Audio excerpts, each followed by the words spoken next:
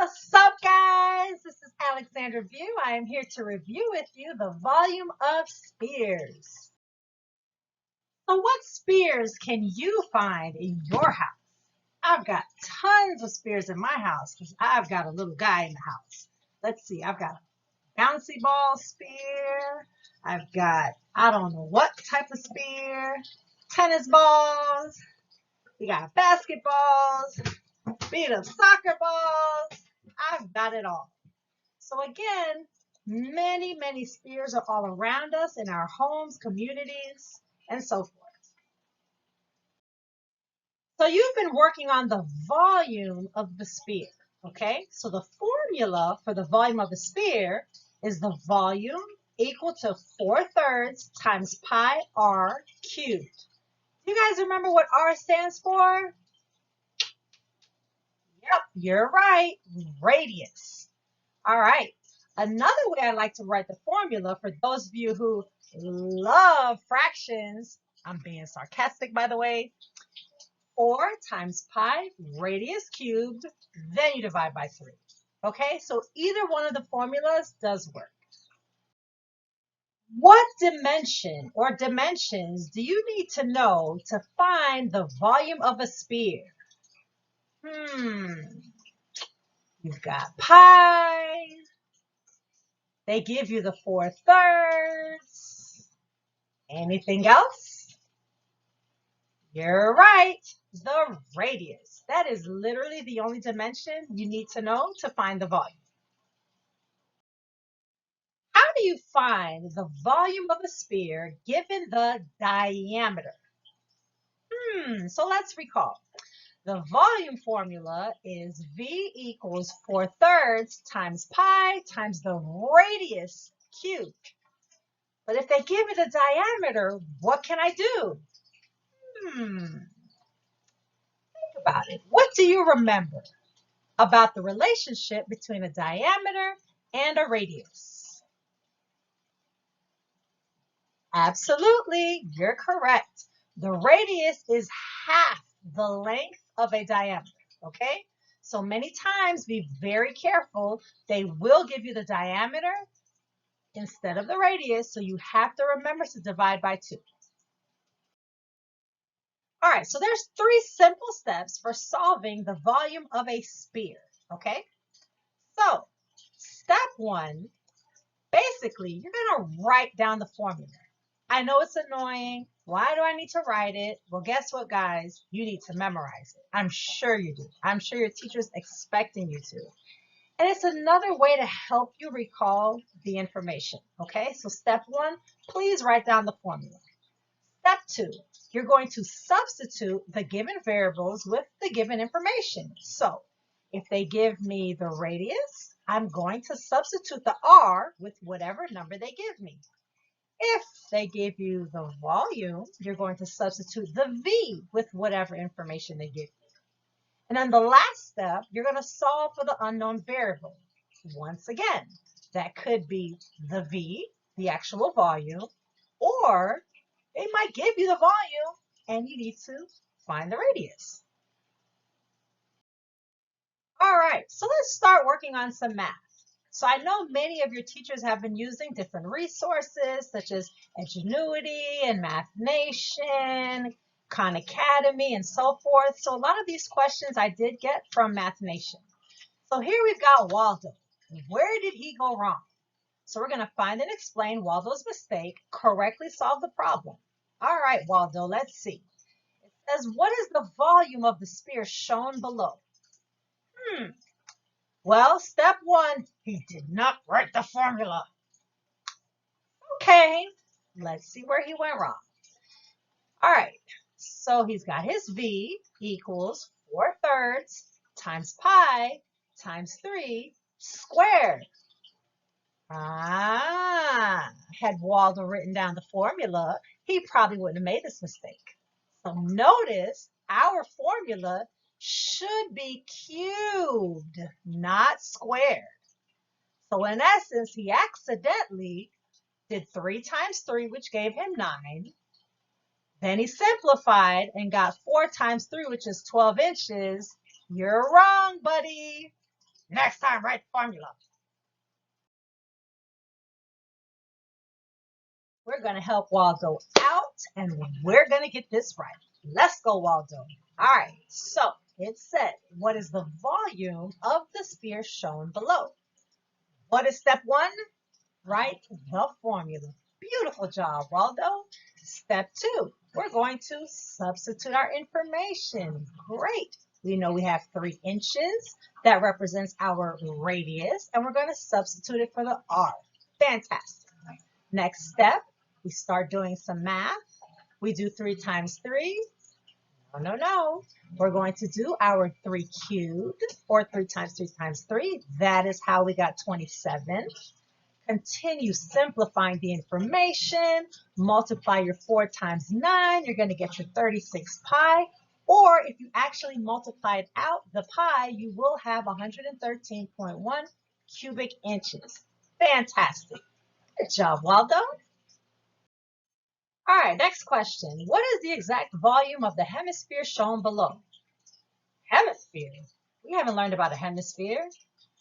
What is the formula for a hemisphere? Yeah, you can figure it out. Think about it. A hemisphere is half of a sphere, okay? And we live in the northern hemisphere of the earth, all right? So let's try to answer this question.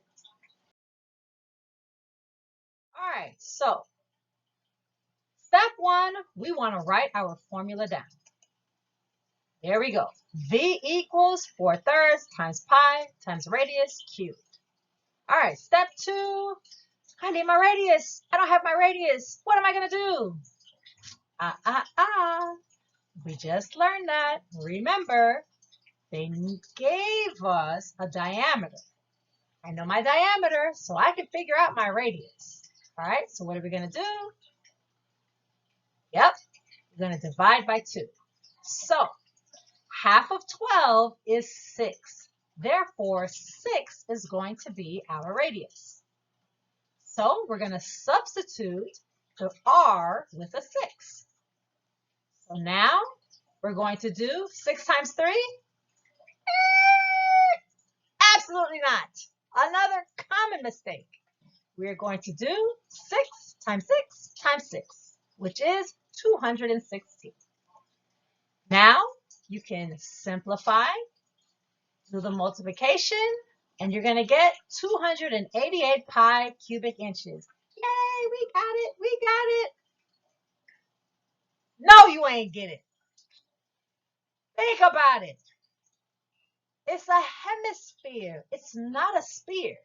This would be the volume for an entire sphere. What are we going to do? Absolutely. Since it's half, just like we did with the diameter and the radius, we're going to cut it in half. So half of 288 is 144. So our answer is 144 pi cubic inches. Ta-da! Good job, guys. So while we're at it, let's talk about a few common mistakes, right? That I need you guys to be aware of. For one, please multiply by 4/3 and not 1/3. Why do you think a lot of people accidentally do 1/3? Yep, you're right, because they just learned the volume of a pyramid, the volume of a cone, and those formulas deal with 1/3. So I do find a lot of students accidentally will multiply by 1/3 instead of 4/3. So be on the lookout for that. Another common mistake, the radius is cubed, not squared. So remember, Waldo made that mistake earlier. Had he wrote that formula down, he wouldn't have had this problem. But again, since you guys are also learning the surface area formulas, a lot of times it gets a little shaky and kids do accidentally square instead of cubing, okay? Another error, cubic units are used for volume, not squared. Same thing again. Since you guys are also learning about surface formulas, surface area formulas, you tend to accidentally square your units instead of cube your units. So remember, area and surface area, the units are squared. For volume, they are cubed. Our last one. We just worked on a question like this. A hemisphere is half the sphere. You can use the formula V equals 2/3 pi r cubed. But again, do I expect you to remember that? Probably not, right? If you want to, there it is. But most likely, all you need to remember is it's half of it. So do your normal volume formula and then divide it by 2. All right, so how do you calculate the volume of a composite figure that includes a sphere? Okay, so step 1, you would want to separate the figure into separate solids for which known formulas apply. So what am I talking about? For example, if you look on the right, I've got 2 different types of composite figures that contain a sphere and a cylinder. So the first step you'd want to do, go ahead and separate them, okay? Identify what shapes do I have and then separate them. The second step, you're either going to add or subtract. Bottom line, the volumes of each separate solid, depending on how the composite figure is formed, okay? So again, depending on what exactly we're looking for within that picture, what the question is, you're most likely going to add them or subtract them. Soldiers, let's get it. We have a soccer ball. It's packaged in a cube-shaped box. Which is closest to the volume of the space in the package that is not occupied by the ball? All right, so we basically need to know what is the volume of that air that's between the box and the ball, right? Let me try to use a big pen here. We need the volume of the air, and that's going to be equal to the volume of the box minus the volume of the ball, okay? So I put the volume of the box first because the ball is inside of the box, okay? So especially when you're working on subtraction with composite figures, you always want to make sure that you put that big object first. All right, let's keep going. So what is a box, right? That's a cube. If you want, you could even write prism. That will also work. That's also a prism. And a ball, we've already learned, is our sphere. Okay, that's what we're working on today. So what would be the volume of a cube? Well, that's side cubed. You should have learned that already. But again, if you don't want to use cube and you use prism, you could put length times width times height. You'll get the same answer. So let me put my formula for the sphere down. There we go. Next step. Let's go ahead and substitute the information. So the sides, as we can see, are 20. So 20 cubed, all right? Put that in parentheses, minus 4 pi. My radius is a 10. There it is right there. Cubed divided by 3. Okay? Next step, you can start doing some of the math.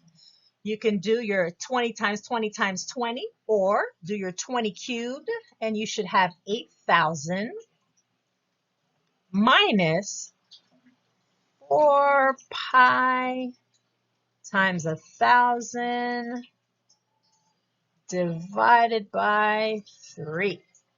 All right. So that sphere side still looks a little rough. So let's go ahead and start breaking that down. So we have equals 8,000 minus 4 times pi times our 1,000 divided by 3 will give us 4,188.5 0.79 something, something, something, okay? It's a couple of zeros and twos back there, so I don't think it's anything major. So I went ahead and, you know, for space sake, rounded it up, okay? And if you notice, since now I'm going to start putting a little approximate symbol here because now I know my answer is not going to be exact. It's exact. So once you do that math, you should get 3,811.2 centimeters cubed. That is the volume of the air, okay, between the box and the ball. So again, if you guys got anything remotely close to that, you're in good shape. Okay, if anything is way off, you probably started doing some approximations way too soon. Like maybe back up earlier in the problem, you started multiplying out the pi. That's why I always like to save multiplying out that pi towards the end. Okay, that way your answer can be as exact as possible. But again, none of these are quite exact. You may be off a little bit, and that's perfectly okay. And again, I knew to multiply that pi when I saw over here, it said, what is the closest? Okay, so if they say closest, that's letting you know you're not going to have an exact answer. Okay, synonym for approximately. So you got anything like this? Great job. Let's get to that next one. Last question. Let's go get it. All right. We have a tennis ball canister in the shape of a cylinder. Holds 3 tennis balls as shown in the diagram. If the approximate volume of one tennis ball is 32/3 pi cubic inches, what is the volume of the cylindrical canister to the nearest tenth? Woo, what a good question. All right, so let's see what we have. What information do we have?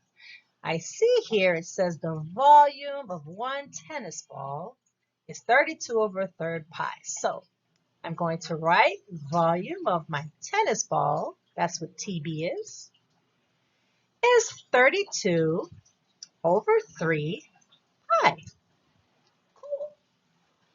But the question actually wants the volume of the cylindrical canister. So they want the volume of that can. So cylindrical canister. Yep, it's a cylinder. So if you recall, you learned the volume of a cylinder is the area of the base times the height. Okay, so that capital B stands for the area of the base. So for a cylinder, what is the area of the base? What shape is that? Awesome, that is a circle. So we're going to put pi r squared. There's our h. Great. But we got 2 problems. I don't have a clue what the radius is, and I definitely don't know the height. Let's go back to the question. I know you're tempted to use that little 3 I see at the top.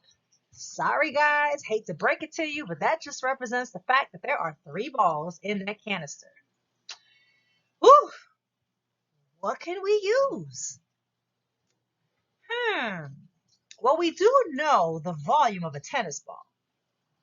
And we know the formula for finding the volume of a tennis ball because a tennis ball is in the shape of what? A sphere. Exactly. So I'm going to put my 32/3 pi in the spot of the volume since I already have it.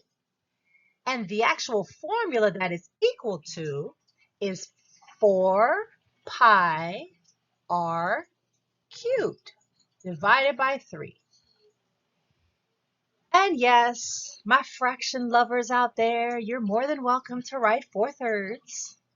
I'm doing this right now for my non-fraction lovers. So let's do some math. Our inverse for 3, instead of dividing, we know we have to multiply to get rid of it. Good. So we've got our 32 pi equals 4 pi r cubed.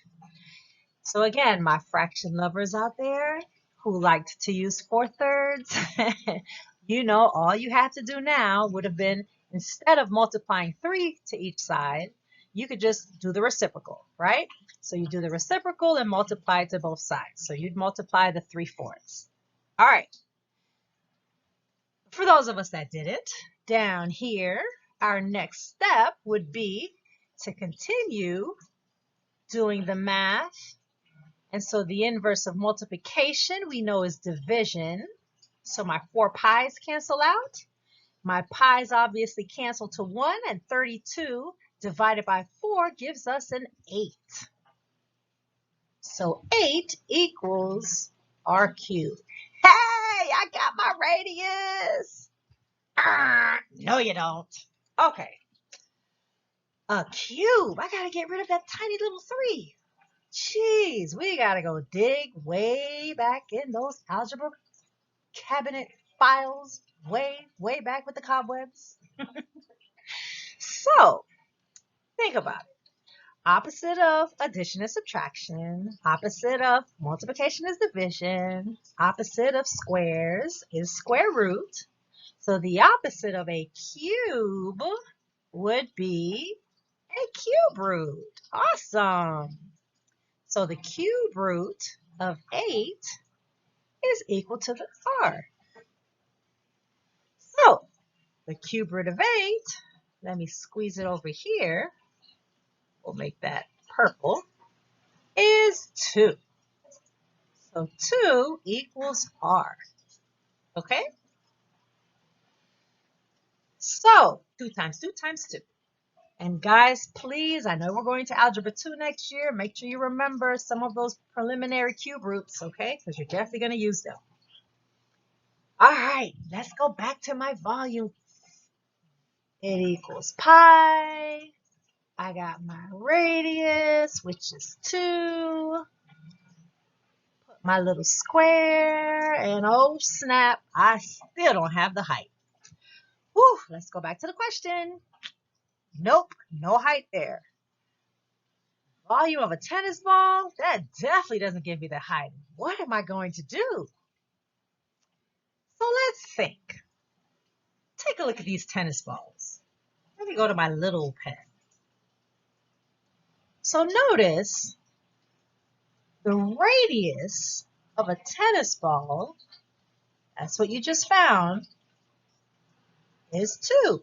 So for each one of these tennis balls, those are 2, right? So think about the relationship between a radius and a diameter. So what is a radius again? Yeah, it is half that diameter. So therefore, this entire diameter for each one of those tennis balls is going to be what? Excellent. For the diameter, we're going to do 2 plus 2. And that gives us 4. So for every single one of these, my diameter is 4. So if you notice, the diameter of a circle is equal to the height. So that means, let's see what color I can strike up here. The entire height of this canister is going to be what? Yeah, you can go ahead and use that little 3 at the top that you wanted to use so bad that didn't really represent anything. So we've got our 3 times 4 is going to give us the height of the canister. H can. All right, so that gives us 12. Yes. So 12 is the height of that canister. Beautiful. So let me go back to my question then. We do know what H is. It is 12. Perfect. Let's keep going. So 2 squared is 4 times the 12 gives us 48 pi. Yes, I am done. Nope, we're not done. So let's go back to the question. It says to the nearest tenth. So it doesn't specify whether or not we should use 3.14 or whether we should use pi. So I'm going to go ahead and use the pi one. Okay. So when you do 48 times pi, you're going to get equals 150.796 blah blah blah blah blah, right? It said to the nearest tenth. So remember, the tenths column is always right after that decimal point, okay? Those are your dimes. So you have to look at the hundredth spot, which is your pennies. And if that number is 5 or greater, then we know we're going to round up. If it's not, we're going to keep the number the same. So since I have a 9, my answer is going to be 150.8.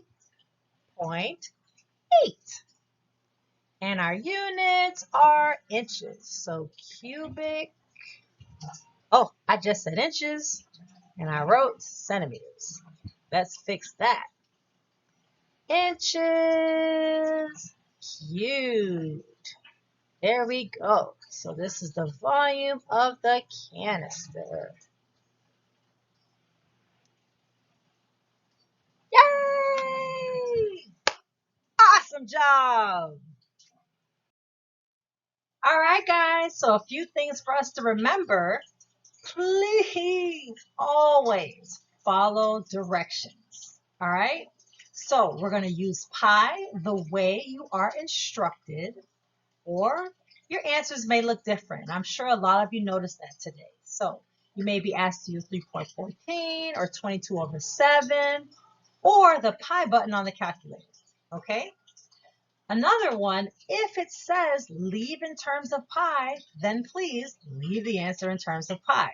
That means you're not going to calculate it. So for example, you'd have an answer such as 75 pi centimeters cubed, okay? Those are the easy answers. You kind of wish all the teachers let you do that, but that's not always the case. You got to know how to do both.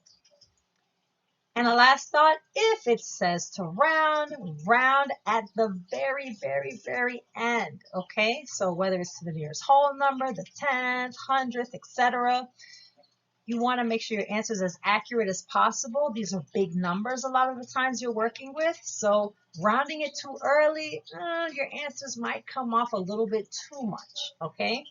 So these are some steps for you to remember. Hope you do well. That's all, folks. Thank you so much for participating. Now you should be able to answer a variety of questions dealing with the volume of a sphere. See you next time.